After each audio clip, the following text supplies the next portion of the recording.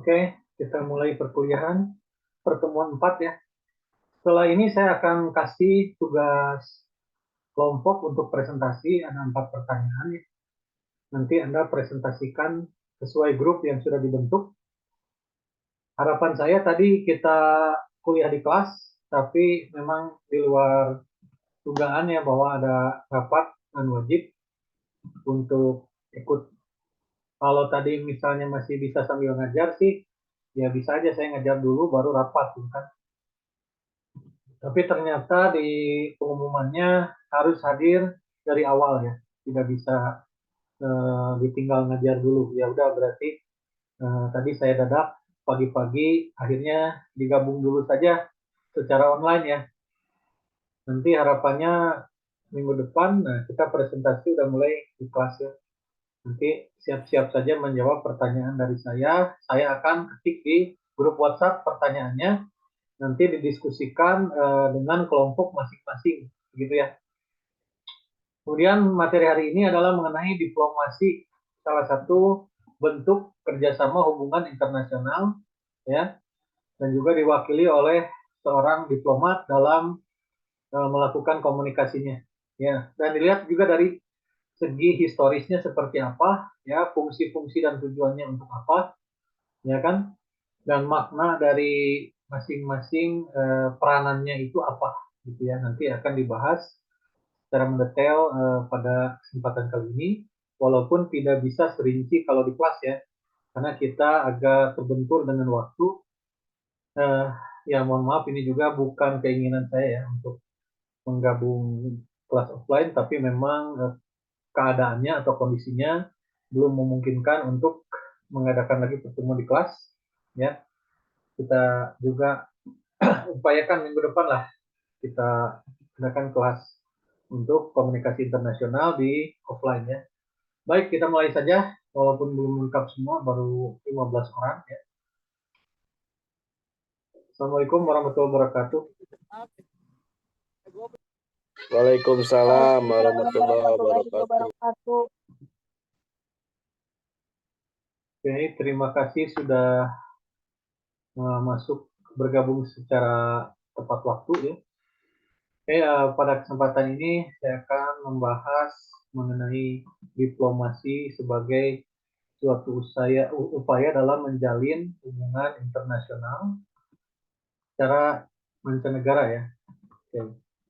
Kita sebagai bagian dari masyarakat internasional, kita juga harus bisa berperan untuk membangun apa? Perdamaian, kesejahteraan, mencegah konflik atau peperangan, ya, membantu dalam mengatasi konflik yang ada antar negara, ya, berkonferensi dengan rekan-rekan kita di negara lain dalam berbagai macam kegiatan, ya, kegiatan kesehatan, kegiatan pendidikan, ekonomi, ya kan, kestabilan politik dan lain sebagainya, ya. Maka kita perlu memiliki skill dalam membangun suatu hubungan yang diplomatik sehingga kita bisa memiliki banyak negara yang mendukung kita dari berbagai segi bidang kehidupan, ya. Karena dalam era globalisasi ini kita tidak bisa hidup sendiri. Arus peredaran teknologi, perdagangan, informasi itu sangat sangat luas ya. Kita bisa eh, terima gitu ya. Ada yang izin tidak oke, nggak apa-apa. Kita lanjutkan. Nah, sejarah terminologi diploma itu apa sih gitu ya? Berasal dari apa? Itu merupakan istilah surat izin kerajaan masuk ke Roma dulu. Ya, ini bentuknya terbuat dari logam tipis. Jadi apabila ada orang yang di luar kerajaan, ya termasuk dari berbagai macam negara lain itu mau masuk, harus memiliki apa? Logam tipis sebagai tanda izin untuk masuk ke kerajaan, gitu ya. Dan pembawa diploma itu, koin tersebut disebut sebagai diplomat, gitu. Nah, istilah modernnya itu adalah paspor ya kalau zaman sekarang. Kalau dulu itu di Roma logam tipis saja.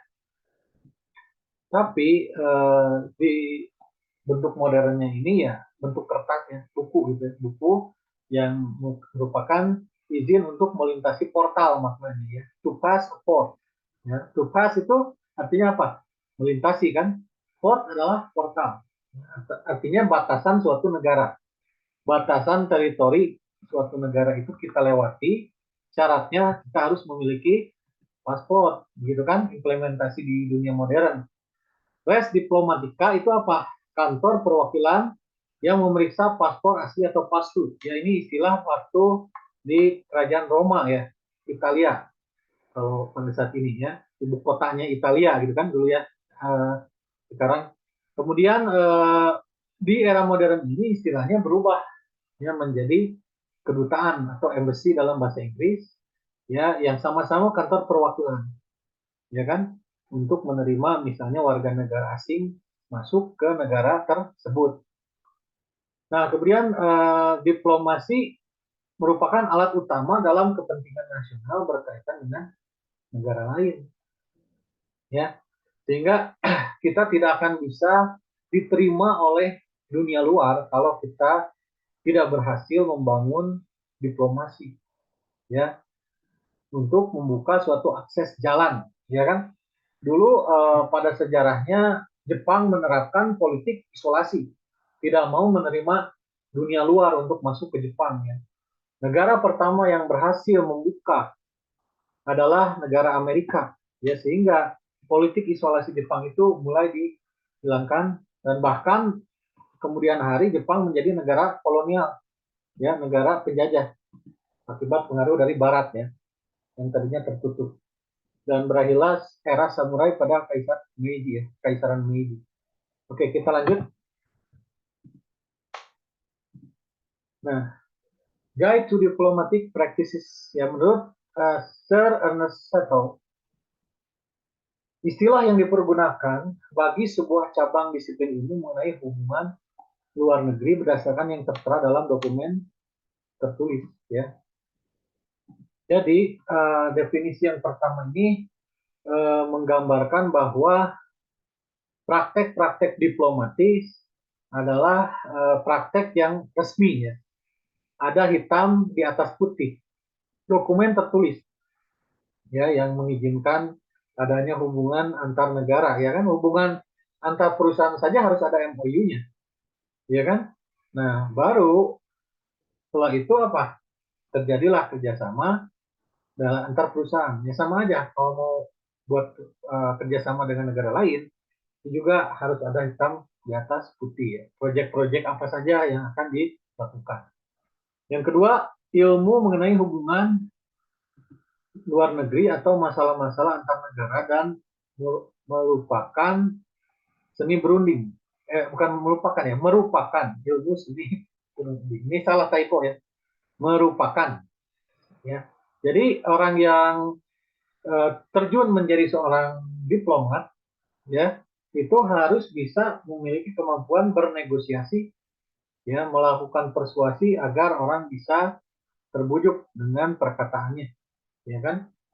Kegagalan suatu diplomat hubungan diplomasi karena orang tersebut misalnya terlalu agresif ya keras untuk menghadapi dunia luar sehingga orang yang ada di luar negeri itu tidak mau menjalin hubungan dengan negara tersebut karena mereka melakukan konfrontasi ya bukan diplomasi seolah-olah ingin perang ya seolah-olah ketakutan ya kan ada kecurigaan-kecurigaan tertentu.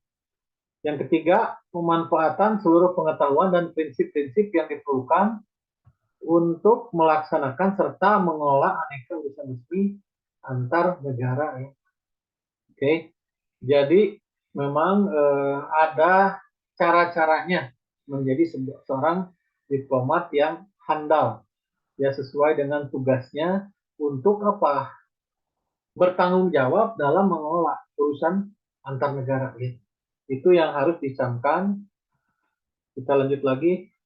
Cakupan diplomasi itu apa saja ya dalam dunia internasional. Yang pertama menurut Harold Nicolson tahun 1985 The management of international relations by means of negotiation. Ya, manajemen relasi internasional dengan menggunakan alat negosiasi, means of. Di sini bukan ada arti apa means itu definisi bukan, tapi alat ya, sinonim dari tools, ya kan?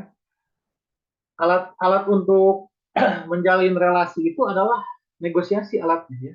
Ibaratnya pisaunya kalau ingin memotong kue, ya. Yang kedua adalah represents a skill to address ideas in the conduct of international intercourse, ya. Tadi ada yang chat lagi. Oh, ya, ya. Oke, ada yang bareng sama Bono ya, Tegar ya. Oke. Kemudian mewakili skill yang ditujukan pada ide-ide yang dilaksanakan dalam hubungan internasional ya, atau urusan internasional. Ya, tentunya profesionalisme selalu berkaitan dengan kemampuan atau skill, kompetensi ya. Oke, tentunya kemampuan berkomunikasi memiliki peran sentral ya untuk menjadi seorang diplomat. Kalau orang yang nggak bisa ngomong, artinya tidak bisa menyusun kalimatnya dengan baik, dia tidak akan bisa menjadi diplomat. Ya, the relation are managed and adjusted by ambassadors and envoys. Relasinya diatur dan ditentukan oleh duta, ya, kedutaan, duta-duta di masing-masing negaranya, ya kan? Art to persuade the others, ya, seni untuk membujuk orang lain, ya.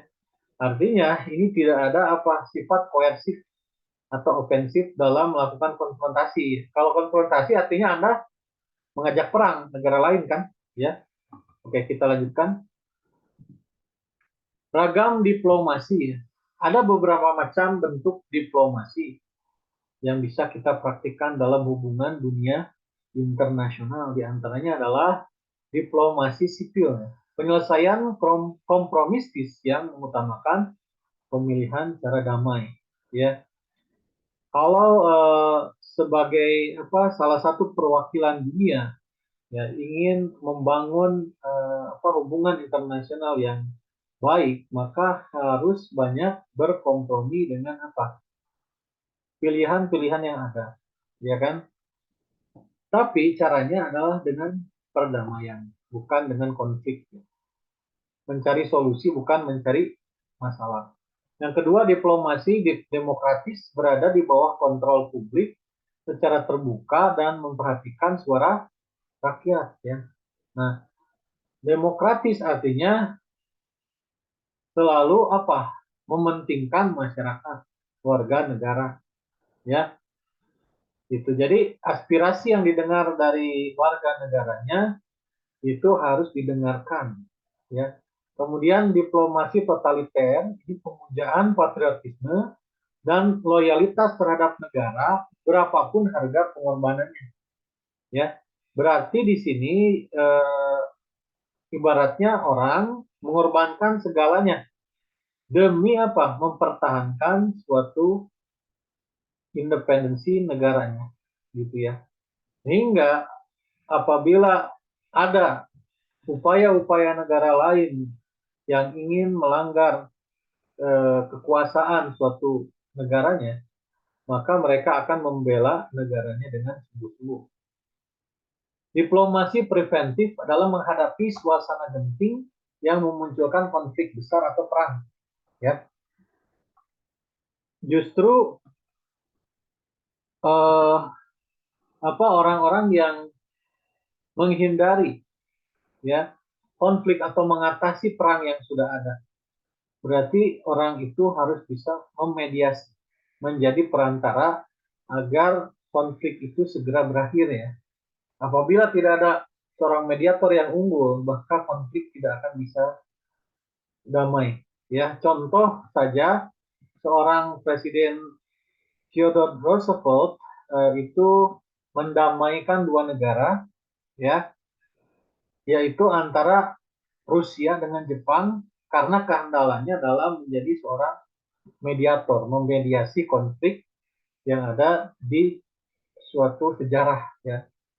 Bahkan beliau mendapatkan Nobel Prize akan perdamaian yang diciptakannya, gitu ya.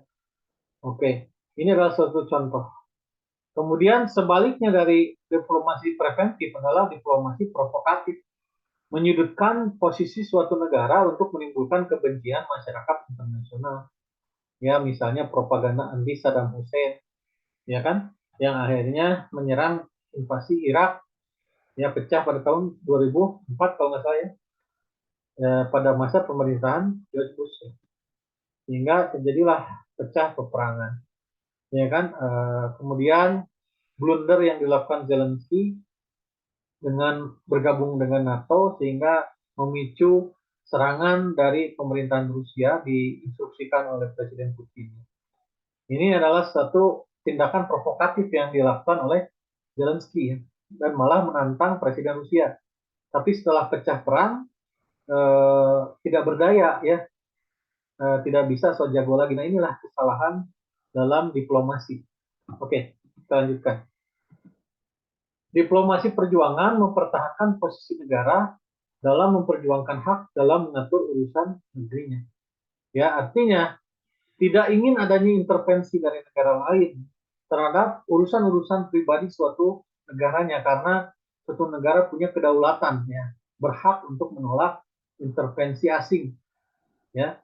Kemudian diplomasi kebudayaan, perkenalan budaya kepada masyarakat internasional untuk memperbaiki pandangan negaranya. Ya kan, salah satu cara memang orang tidak mengenal suatu negara, tapi kalau mendengar Bali misalnya, tiba-tiba orang luar negeri tahu Indonesia karena Bali dengan tarian yang diperagakannya, dengan masakan tradisionalnya, dengan keindahan alamnya dan wisata-wisatanya yang memang menarik untuk dikunjungi wisatawan asing. Di situ juga mereka nonton pagelaran-pagelaran seni ya, dalam berbagai macam kesempatan misalnya. Kemudian diplomasi ekonomi menanamkan pengaruh melalui sarana bantuan ekonomi, ekspor dan impor ya. Ini bisnis ya, AFTA, Association of Free Trade. Kemudian dalam perekonomian internasional ya, kita juga mendapatkan ekspor dari negara lain dan juga impor dari negara lain dan juga mengekspor barang-barang kita ke luar negeri ya. Sebagai apa? Saling melengkapi kekurangan di masing-masing negaranya. Gitu kan? Diplomasi multi jalur, penggunaan seluruh upaya dalam pelaksanaan politik luar negeri dan keterlibatan daerah-daerah sebagai jalur. Ya, ada berbagai macam jalur untuk melakukan misalnya perdagangan atau untuk menyebarkan misalnya pengenalan-pengenalan mengenai kebudayaan bangsanya. Diplomasi publik atau soft power menekankan gagasan penyelesaian melalui pesan-pesan damai kontra provokasi, ya, agitasi atau sinisme. Nah, presiden yang berhasil melakukan ini salah satunya adalah Barack Obama. Pada masa pemerintahannya di Amerika Serikat itu tidak ada misalnya konflik yang terjadi antara negara lain dengan Amerika Serikat, ya kan? Bahkan misalnya China dan juga Rusia pada saat itu damai ya, tidak ada permasalahan dengan Amerika Serikat. Karena yang dilakukan setiap kali berkunjung ke negara-negara tersebut, termasuk bertemu dengan Putin, ya kan, itu eh, cara berkomunikasinya kontra provokasi, tidak memanas-manasi atau mau berusaha untuk menyerang ya Presiden Putin, ya kan, atau sinis terhadap misalnya Presiden Putin ya. Nah itulah keberhasilan pada masa Barack Obama ya, tidak ada konflik dengan Rusia. Oke, kita lanjutkan bentuk-bentuk diplomasi ya. Diplomasi bisa dilakukan melalui dialog, komunikasi interpersonal ya, dari masing-masing dutanya bertemu dengan duta negara lain ya, berdialog satu sama lain untuk melakukan apa misalnya pagelaran akulturasi budaya antar negaranya ya, atau misalnya melakukan program kesehatan bagi anak-anak usia dini ya kan. Yang kedua, persidangan ya, pertemuan-pertemuan untuk apa misalnya mengakhiri konflik dunia ya, mendamaikan dua negara yang terus berseteru. Nah, ini adalah salah satu upaya Persatuan Bangsa-Bangsa atau UN, United Nations, ya, yang suka mengundang negara yang memang sedang perang ya. Oke, yang ketiga, konferensi internasional, ya tentunya misalnya ada kalau untuk negara-negara Muslim, OKI ya, Organisasi Konferensi Islam, gitu kan. Nah, ini adalah salah satu bentuk apa supaya misalnya negara-negara Muslim di berbagai macam belahan dunia saling menyokong setelah lain kalau ada masalah, misalnya melakukan backup atau membantu negara Muslim tersebut untuk bisa apa diakui oleh negaranya, tidak dilakukan diskriminasi. Ya, contohnya suku Moro yang ada di Filipina itu dulu sangat ditindas, yang merasa ditindas dan bahkan sering berperang dengan mayoritas agama yang ada di Filipina ya. Pada saat itu Ferdinand Marcos yang menjadi presidennya itu memang kurang memprioritaskan dan tidak mempedulikan hal itu ya. Akhirnya dengan organisasi konferensi Islam itu menekan kepada Presiden Filipina pada saat itu untuk berusaha menghentikan konflik antara agama mayoritas dengan minoritas Muslim ya, dan juga mulai menekan untuk memberikan fasilitas seperti peribadatan ya, hak-haknya sebagai warga negara. Akhirnya dengan dorongan dari Oki ya, suku Moro dibela ya oleh presidennya pada saat itu dan diberikan hak-haknya termasuk tempat ibadah. Ini adalah salah satu fungsi dari konferensi internasional. Kunjungan kenegaraan, safari politik itu penting ya. Bagaimana kita juga bisa memberikan nuansa positif pada setiap kesempatan berkunjung menemui presidennya ya, antar pemimpin negara atau menemui kedutaan-kedutaan negara di berbagai macam benua. Nah ya, ini adalah bentuk dari upaya perdamaian gitu ya, menjaga stabilitas politik ya kan. Seminar internasional ini kalau dulu harus selalu berkunjung ke negara lain ya, di era teknologi ini seringkali ada seminar internasional diadakan melalui Zoom meeting ya kan, atau Jimit ya, sehingga banyak sekarang akademisi atau orang-orang yang memang mempresentasikan bidang ilmiahnya itu bisa disaksikan dari berbagai macam belahan dunia melalui Zoom conference atau online meeting dengan berbagai macam platform ya. Selain memang berkunjung juga ke negara itu ya. Nah, kalau organisasi kampus itu salah satunya ISEC ya. Itu adalah organisasi yang menerima mahasiswa secara selektif, nantinya dilibatkan di seminar-seminar internasional ya. Pernah ada teman saya yang ikut ISEC waktu kuliah itu pernah sampai dikirim ke Kanada ya untuk ikut seminar internasional, dan dia sekarang menjadi salah satu diplomat di Departemen Luar Negeri Indonesia ya. Mungkin kalau Anda tertarik ya, Anda coba terus ikut kegiatan-kegiatan seperti itu. Simposium, kemudian ada juga negosiasi ya, dan lobby. Bedanya negosiasi dan lobby apa ya? Sama saja, kalau negosiasi itu merupakan upaya-upaya untuk melakukan pendekatan terhadap pihak lain supaya pihak lain bisa memberikan keuntungan pada kita, dan pihak tersebut juga merasa mendapatkan keuntungan dari kita, win-win solution ya. Di satu pihak kita dapat untung, mereka juga dapat untung, dia merasakan itu, sehingga terjalinlah mutual relation. Ya, lobby adalah praktik-praktik untuk melancarkan negosiasi. Ya, alat-alat yang kita gunakan atau cara-cara yang kita gunakan untuk melancarkan. Ya, bisa dengan cara memberikan misalnya hadiah, ya kan? Ketika bertemu memberikan souvenir khas dari negara kita. Ya, kemudian juga misalnya menjamu dalam perjamuan makan yang mewah, megah, berkesan gitu ya. Nah, ini upaya-upaya lobby ya. dalam suatu negosiasi. Jadi lobby itu adalah bagian dari negosiasi, gitu ya. Oke, kemudian fungsi diplomasi dalam Konvensi Wina Pasal 3 itu ada beberapa hal ya pada ayat 1 ini. Yang pertama adalah reporting, melaporkan perkembangan berbagai bidang politik, ekonomi, sosial, dan budaya. Ya, jadi kita juga bukan reporter saja yang melaporkan di media, seorang diplomat juga melaporkan ya menurut departemennya di negara itu dalam kondisinya menjalin hubungan politik, ekonomi, dan bidang lainnya.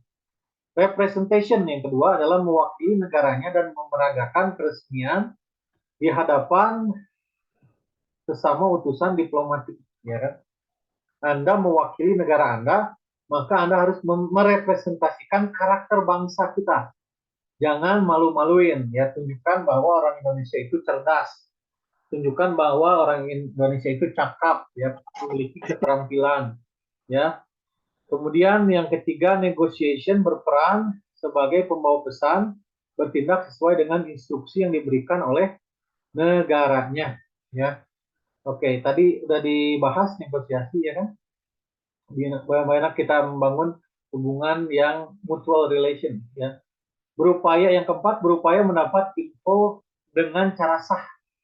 Ya, artinya hubungan diplomasi ini kan hitam di atas putih ya. Sehingga bila ada pelaksanaan program-program, maka itu berdasarkan apa? Perjanjian bersama, kesepakatan bersama antara kedua belah pihak.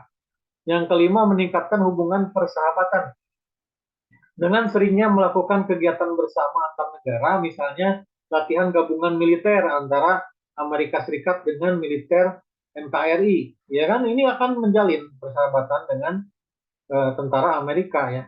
Suatu saat ada masalah, misalnya dulu contoh, misalnya perairan kita diinvasi oleh kapal dari Cina, itu Amerika juga ikut berbicara ya, untuk misalnya mengancam, mengintimidasi tindakan tersebut ya, supaya mereka takut untuk mengintervensi negara kita misalnya. Nah, itu adalah salah satu contoh. Kemudian fungsi duta besar bertugas menunjukkan apa yang dikehendaki pemerintah. Ya. Sehingga kalau misalnya ada pesan-pesan dari seorang pemimpin diplomat itu harus menyampaikan pesan-pesan ini dengan baik, menjadi juru bicara yang baik ya, sesuai dengan arahan dari presidennya. Yang kedua, mengamati hal yang terjadi di negara tempat bertugas dan melaporkannya ke pemerintah gitu. Jadi ada juga misalnya apa sih isu-isu hangat yang terjadi dalam negara tersebut. Adakah misalnya hal positif ataupun hal yang harus diperbaiki supaya hubungan negara ini semakin membaik gitu ya. Atau mengantisipasi konflik yang bisa muncul antara kedua belah pihak. Yang ketiga, melindungi sesama warga negara serta hak mereka ya. Adanya kedubes, ya kan kedutaan besar asing di negara Indonesia ataupun negara Indonesia buka kedubes di negara lain. Tidak lain dan tidak bukan adalah untuk apa? Membela negara, apa warga negaranya yang tinggal di situ. Ya kan? Misalnya ada orang Prancis yang tinggal di Indonesia, maka akan dilindungi hak-haknya oleh kedubesnya. Ya, kalau ada apa-apa misalnya apa dirugikan oleh negara Indonesia, maka kedutaan besar itu akan membela warga negaranya yang tinggal di negara tersebut, ya kan? Kemudian Mariam Green melindungi kepentingan negara serta memajukan kepentingan sosial, budaya dan ilmu pengetahuan gitu ya. Jadi ada juga dari Mariam Green 1973 tentunya konsolidasi yang dilakukan oleh duta besar ini mencoba untuk memberikan apa hal-hal yang positif ya, tidak hanya dari segi ekonomi ya, kemakmuran seseorang, tapi juga bagaimana diterima ya, tidak dilakukan diskriminasi terhadap warga negara yang sedang berkunjung ke negara lain gitu ya.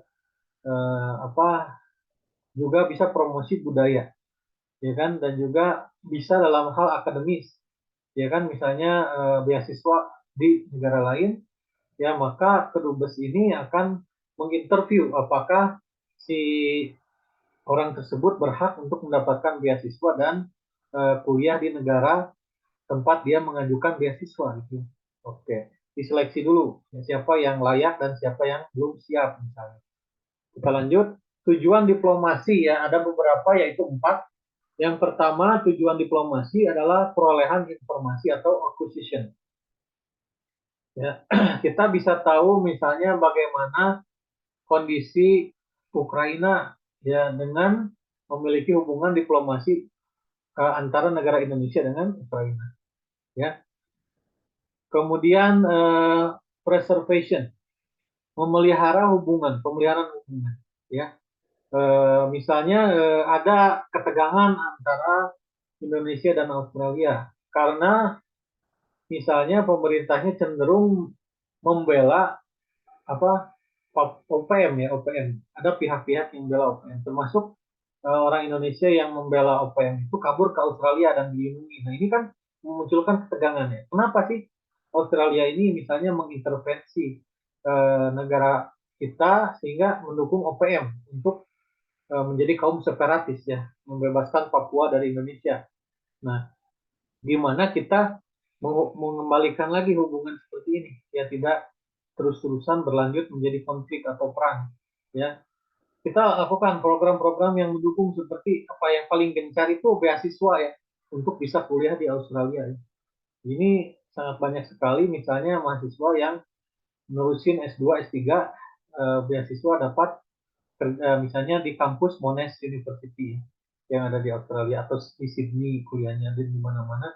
Ini salah satunya ya yang membuat hubungan kita positif ya. Yang ketiga adalah augmentation, penambahan kesejahteraan. Ya, tentunya dengan adanya hubungan dengan luar negeri itu misalnya negara-negara yang minim sumber daya alamnya itu merasa diuntungkan dengan adanya hubungan kerjasama karena di Indonesia itu subur makmur ya, banyak rempah, banyak bahan-bahan tambang yang bisa menjadi olah manufaktur, gitu kan? Sehingga kita juga ketergantungan dengan orang lain dengan teknologinya, negara-negara maju itu ya, dalam dunia otomotif, dalam dunia misalnya elektronik ya, teknologi ini kita bergantung ke negara maju. Tapi negara maju ini butuh bahan-bahan mentah dari negara Indonesia yang kaya dan makmur dengan sumber daya alamnya, ya kan? Kemudian yang keempat, proper distribution, pembagian yang adil. Ya adanya hubungan internasional ini akan memberikan distribusi yang adil bagi apa? Misalnya ya tadi kembali lagi misalnya negara-negara yang gersang seperti di Timur Tengah itu banyak gurun ya. Tapi dengan hubungan melakukan diplomasi dengan Indonesia, kita ekspor ya, misalnya produk-produk sayuran, buah-buahan ke luar, ya kan? Mereka bisa merasakan apa produk yang ada di kita, panen yang ada di kita dikirim ke sana, ya kan daerah-daerah yang minim vegetasi gitu ya. Kemudian kita juga mendapat distribusi ya dari kurma ya, buah yang memang jarang tumbuh di Indonesia, ya kan? Nah ini adalah salah satu distribusi menyebar gitu yang tidak ada di negara ini jadi ada karena adanya hubungan kerjasama di bidang ekonomi misalnya ya. Oke, kita lanjutkan. Pesan-pesan diplomasi itu apa menurut bahasa India kuno atau istilahnya kutilya ya. Nah, bukan kutil yang ada di kulit ya. Oke, yang pertama adalah sama, artinya peace, kedamaian. Nah, kita bisa menjalin kedamaian kalau diplomasi yang kita lakukan adalah diplomasi jalan yang soft ya. Oke, atau diplomasi publik. Kemudian juga kita melakukan apa? Dana, gift, pemberian. Pemberian-pemberian ini adalah tadi ya kita memberikan ekspor barang keluar atau kita memperkenalkan budaya bangsa kita keluar, ya. Kemudian danda discussion, mendiskusikan dalam hal apa? Kemaslahatan masyarakat internasional. Ya kan, misalnya WHO ini gimana cara menanggulangi wabah COVID-19 dengan adanya penyebaran vaksin ke seluruh dunia untuk menyelamatkan nyawa orang-orang dari pandemi tersebut, ya kan? Program vaksinasi mulai dari hepatitis dulu ya. Nah, dulu banyak yang kena penyakit hepatitis liver sehingga usianya pendek. Nah, dengan adanya misalnya vaksin yang diperkenalkan WHO, masyarakat dunia banyak orang-orang yang bisa selamat dari wabah virus tersebut, ya kan? Ini akibat apa? Adanya discussion dalam misalnya bidang kesehatan, World Health Organization. Kalau di dalam negeri kita ada IDI, Ikatan Dokter Indonesia. Nah, IDI juga harus tunduk pada WHO karena kita bagian dari PBB ya. Nah, WHO itu memberikan rekomendasi saran-saran kepada Ikatan Dokter Indonesia ya untuk mengatasi wabah-wabah yang ada melanda di suatu negara. Kemudian beda invasion, serangan. Nah, ini baru. Kalau ini adalah cara kekerasan ya. Artinya orang menyelesaikan suatu negara menyelesaikan masalah dengan cara menyerang negara lain ya untuk supaya negara itu tunduk ya. Contohnya tadi kejadian Amerika Serikat menyerang Irak ya, atau contoh lainnya adalah Rusia menyerang Ukraina. Ini dengan cara invasi ya. Oke. Kemudian pendekatan diplomasi. Nah, ada pendekatan yang dinamakan conditioning, yang memposisikan, ya. Kemudian setelah memposisikan dengan baik, misalnya kita cari tempat yang enak untuk pertemuan, ya di restoran yang mewah di suatu hotel bintang 5, sehingga tamu dari negara asing itu merasa dihargai dan dihormati sekali ya, dengan perjamuan makan yang mewah. Ya. Waktunya misalnya di waktu yang senggang, ya malam hari, ya ketika dinner misalnya. Nah ini Mega, Ai dan lain-lain ikut bareng. Agnia juga bareng dengan Fajar katanya. Kemudian juga ada placing, penempatan yang baik ya. Jadi penempatan yang baik ini adalah tidak hanya mengenai lokasi tempat pertemuan, tapi bagaimana kita menempatkan diri kita sesuai dengan etika yang dianggap sopan bagi negara lain, ya kan? Karena belum tentu bagi kita sopan, bagi negara tersebut itu sopan. Kita ikuti kultur mereka, bagaimana cara minum teh ala Jepang, ya diputar, ya kan, minum sedikit, jangan sekaligus dihabiskan, ngobrol, ya kan, mengucap menyapa atau bukan shaking hand, bukan salaman, tapi dengan cara menundukkan badan. Kita ikuti tundukkan badan kita lagi supaya kita merasa oh Indonesia menghargai budaya mereka, gitu kan? Timing ya, gunakanlah suatu kondisi yang paling ideal dalam suatu pertemuan ya, sehingga kita itu selalu mengoptimalkan perilaku kita supaya menghargai orang tersebut. Organizing, mengatur dengan cara baik pertemuan, ya kan? Nah, ini udah mau habis ya, kurang dari 1 menit lagi. Kita singkat dulu saja ya. Nah, nanti kita bahas lagi lah di kelas ya, sudah tidak sempatnya ya, nantilah di kelas kita bahas sambil presentasi. Baik, sekian dulu ya, sudah mau habis waktunya. Oke. Nah, nanti saya kasih tugasnya di WhatsApp. Thank you for paying attention. See you again next time. Oke, kita bertemu lagi. Assalamualaikum warahmatullahi wabarakatuh. Waalaikumsalam warahmatullahi Waalaikumsalam wabarakatuh. warahmatullahi wabarakatuh. Terima kasih Bapak. Terima kasih Pak. Lalu. Terima kasih banyak Bapak. Sehat Pak. Jumpa lagi di kesempatan mendatang ya, minggu depan.